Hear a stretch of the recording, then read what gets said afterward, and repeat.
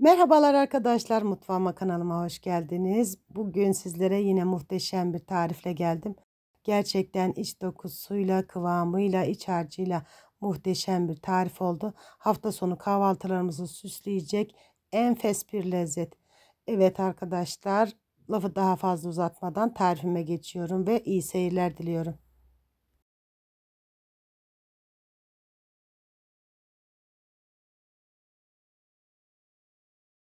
Öncelikle yoğurma kabımızın içerisine bir su bardağı ılık suyumuzu alıyoruz. Üzerine bir tatlı kaşığı tuzumuzu ilave ediyoruz. Yarım paket instant maya kullandım. Yaş maya da kullanabilirsiniz. Çıtır çıtır bir lezzet olmasını istediğim için çok az bir maya kullandım arkadaşlar.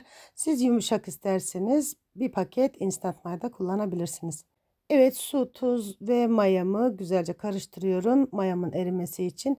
Ve üzerine bir su bardağı, klasik su bardaklarıyla bir su bardağı yoğurdumu ilave ettim. Bir adet yumurta kullandım ben bu tarifim için arkadaşlar. Tekrardan güzelce karıştırıyorum. Boza kıvamına gelene kadar iyice karıştırıyorum. Siz bu arada çırpma telinden de yardım alabilirsiniz. Ben bu şekilde kaşık yardımıyla güzelce çırparak boza kıvamına getiriyorum sıvı malzemelerimi. Bu tarifim için toplamda 5 su bardağı un kullandım. Unumuzun marka ve kalitesine göre değişiklik gösterebileceği için unumuzu kontrollü bir şekilde azar azar ilave ederek yoğurma işlemine başlıyorum. Öncelikle unumun bir miktarını koydum bu şekilde sıvı malzemelerim üzerine. Böyle bir kaşık yardımıyla hamurum koyulaşana kadar karıştırıyorum. Sonrasında kalan unumu dikkatli bir şekilde ilave edip kaşığımı çıkarıp elimle çok güzel bir hamur olana kadar yoğurma işlemine devam edeceğim. Gerçekten dokusuyla, lezzetiyle, kıvamıyla çıtır çıtır muhteşem bir lezzet oldu. Kaliteli yoğrulmuş bir hamuruyla ve iç harcının o muhteşem lezzetiyle kahvaltı sofralarımızı süsleyecek muhteşem bir tarif oldu. Evet, bu şekilde hamurumu çok güzel bir şekilde yoğuruyorum arkadaşlar. Sonrasında 15-20 dakika dinlendirmeye alacağım. Hamurumuzu erimiş tereyağı ve sıvı yağ ile buluşturacağımız için çok fazla bir mayalanma süresi olsun istemiyorum. Bu şekilde yumuşak bir hamur yoğuruyorum. Üzerini kapatıyorum ve 10 dakika dinlendiriyorum. Hamurum dinlenirken ben de bu esnada iç harcını hazırlıyorum.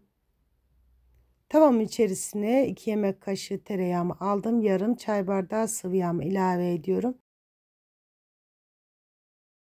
Güzelce eriteceğim arkadaşlar. Bu esnada içerisine 1 yemek kaşığı un ilavesi yaptım.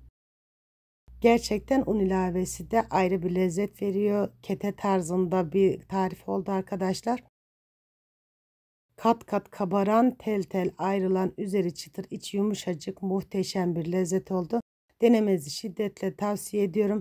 Şayet denerseniz olumlu ya da olumsuz yorumlar kısmında görüş ve düşüncelerinizi benimle paylaşırsanız çok sevinirim. Evet, çok fazla bekletmeden bu şekilde yağımı erittim.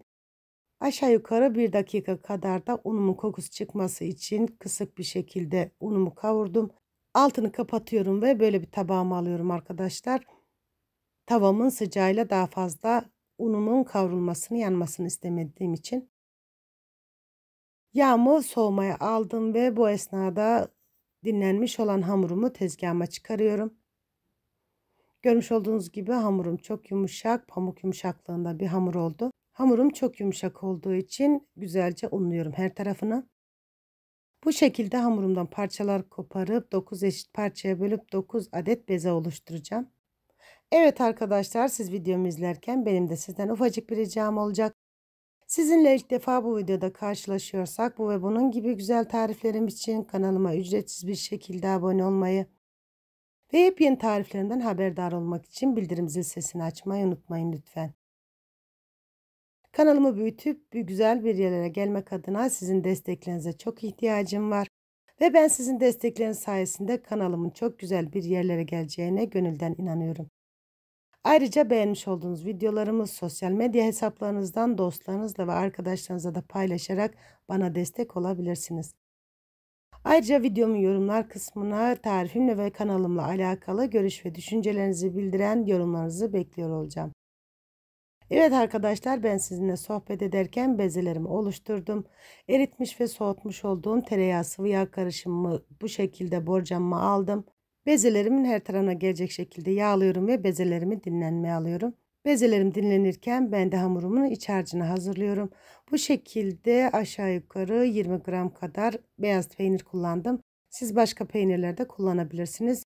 İçerisine tatlı kırmızı toz biber ilavesi yaptım. Gerçekten böreğimizin lezzetine lezzet katacak.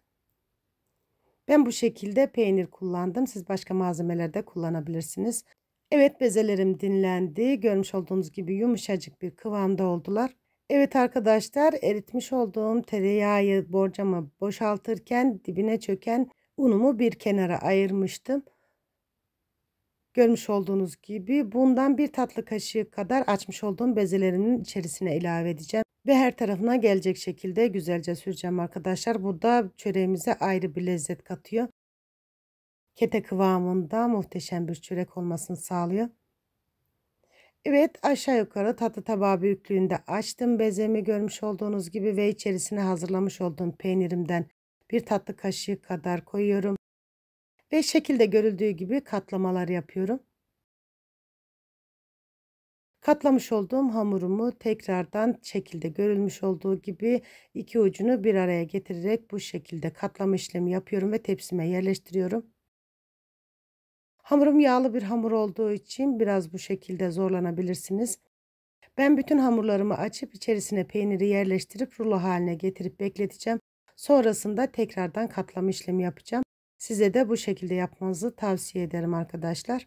Tariflerimi elimden geldiği kadar anlaşılır ve de pratik bir şekilde vermeye çalışıyorum. Şayet unutmuş ve atlamış olduğum bir bölüm varsa yorumlar kısmından bana ulaşabilirsiniz. Yorumunuzu gördüğüm an dönüş yapıyorum. Ayrıca bu ve tüm tariflerimin malzeme listesine videolarımın açıklama kısmından ulaşabilirsiniz. Evet, görmüş olduğunuz gibi bu şekilde açıyorum bezelerimi. Herhangi bir oklava merdane kullanmadım. Elimle bu şekilde açıyorum. Eritmiş olduğum yağdan kalan dibine un çöken yağından içerisine bir kaşık ilave ediyorum. Ve şekilde görüldüğü gibi rulolar oluşturup kenara alıyorum. Sonrasında tekrardan bir katlama işlemi daha yapacağım. Bütün hamurlarım bitene kadar bu işleme devam ediyorum. Sonrasında görmüş olduğunuz gibi hamurlarımı bu şekilde şekillendiriyorum ve tepsime yerleştiriyorum. Her zaman söylediğim gibi tadından, dokusundan, kıvamından emin olmadığım hiçbir tarifi sizlerle paylaşmıyorum. Ölçülerim birebir tam arkadaşlar. Bütün tariflerimi gönül rahatlığıyla yapıp tüketebilirsiniz.